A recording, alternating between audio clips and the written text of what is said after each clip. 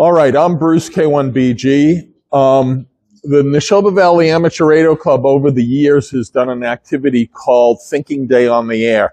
How many people here have participated in previous Thinking Day on the Airs?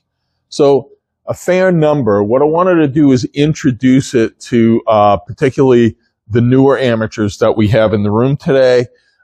This activity is coming up in February, and we've been asked by a local Girl Scout troop if we would help them with Thinking Day on the Air. I have a few slides that I'm absolutely 100% positive that Skip gave me, okay? So I'm not responsible for anything that you see here, okay? And I also went through and took as much out of this as possible so that I can talk about this in about 10 or 15 minutes, and we can go on to the next presentation. Basically, every February, the World Association of Girl Guides and Girl Scouts has this day called Thinking Day, okay? And Thinking Day on the Air is kind of an offshoot of this. It's exactly what it says here. It's an amateur special event. This was originally organized in the UK, which I guess is where the World Scouting originated from. It's kind of similar to Boy Scout Jamboree on the Air, but it's got some twists more for the girls. And it's the weekend closest to the 22nd of February.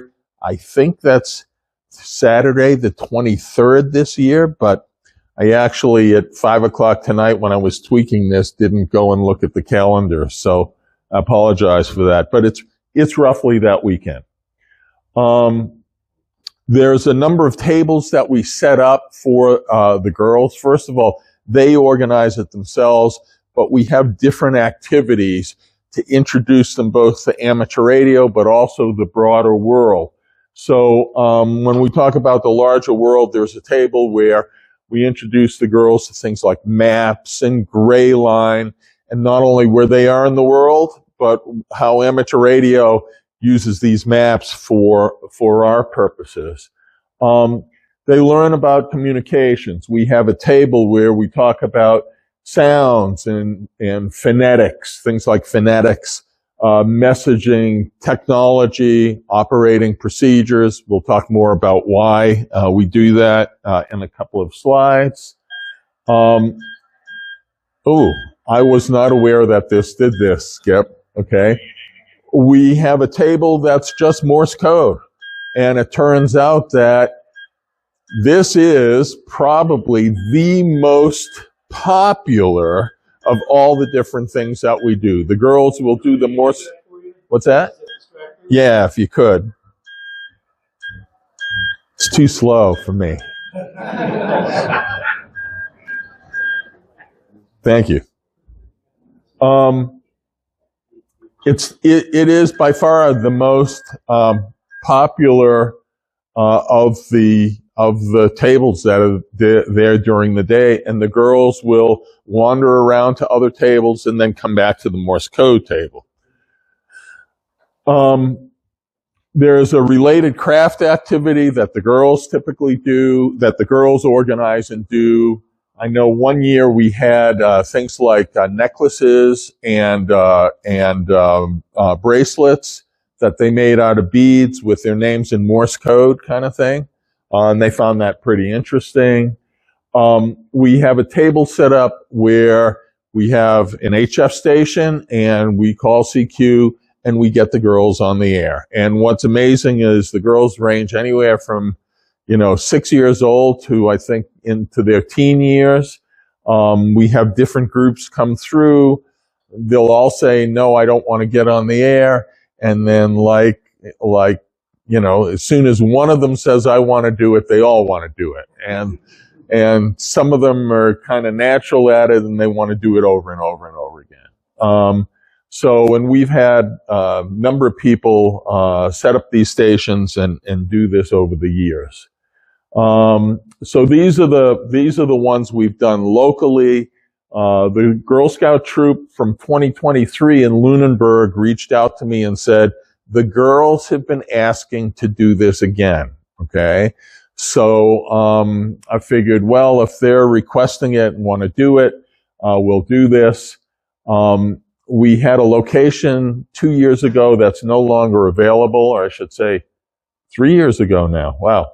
No longer available. We're going to do this at Camp Green Erie, which is in Harvard, coincidentally. And it's a rather large facility. They're going to be spending the weekend, basically, I don't want to say camping because it's an indoor facility, but they're going to be there for the weekend. And so we'll have, not only a captive audience, but we'll have plenty of time to do this. And I think that's pretty much it. So, if anyone is interested in helping out, please reach out to me. I'm going to be coordinating this year. I know Skip has some ideas longer term about things that the Nashoba Valley Amateur Radio Club should do regarding Thinking Day on the Air. And he'll be working on that. Anybody have any questions? You want me to continue on with that last thought? Go ahead. Okay. A couple of slides that we were talking about, maybe SWV coming to us. She's been an occasional member of the club, depending on whether I pay her dues. But It's funny how that is, she huh? came to us in, what was it, 2014 or so? It was right after she got her license. Very active in Girl Scouts up in New Hampshire, and had an in with the club, obviously. 14, 15. Yeah. She's willing to re-engage with us as a mentor. There was something else I was going to say, and I forgot. Oh, I know. Up until last year or 2 years ago, there was an organization over in England that sort of was the coordinator for all of the worldwide thinking days on the air. It dried up and blew away. It still gets a lot of press. The activity still gets a lot of press in the RSGB bulletin, but I have not been able to contact anybody over in England. What I'm proposing, since we more than occasionally get emails from clubs here in the States saying, what do you do and how do you do it? I'm proposing that we become the U.S. central point for information, advice, mentoring, and stuff like that for other clubs that want to do Thinking Day on the Air.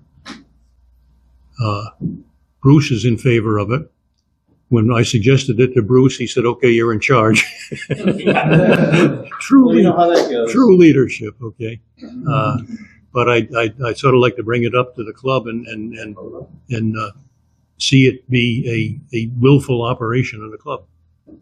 Sort of a motion. Something we have to vote on, or what? I don't think so. I don't think unless you want to make it an official committee or something. As long as we have a volunteer, we don't have to vote on it. Right. I think we're just trying to find a champion that would take this on. Yeah. As Bruce mentioned, these Thinking Day activities are Girl Scout run, Girl Scout led and managed, and they provide all of the which activities will we do, how we're going to get them set up. Girl Scouts is a training leadership kind of activity. What we do is show up and provide the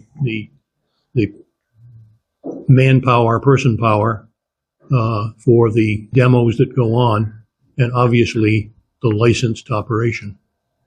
It's a fairly low load, almost to the point of no load activity, other than having to show up on what will inevitably be the coldest day in February in each year, much like Field Day is the last bad weekend in June.